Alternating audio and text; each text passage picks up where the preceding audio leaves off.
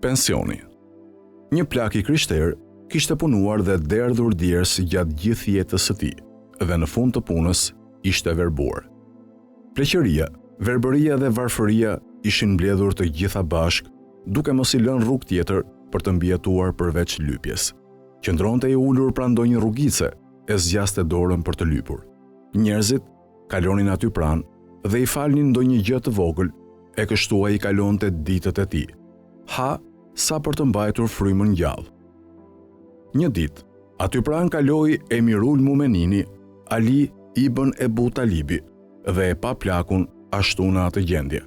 Ali u interesua menjëherë për plakun. Çfarë kishte ndodhur që tani ishte në këtë gjendje? A nuk ishte më asnjë njeri që të kujdesej për të? A nuk ishte rrugë tjetër ky burr i moshuar që të jetonte ditët e fundit të jetës së tij në mënyrë të nderuar dhe jo duke lypur?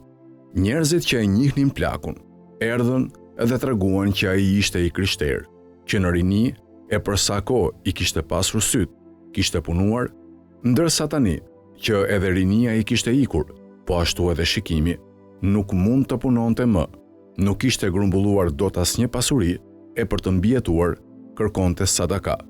Aliu, paqja qoftë mbi të, tha, e habitshme, për sa kohë që ai ka qenë i aftë, kërkuat punë prej tij, ndërsa tani e keni lënë fillikat vetëm?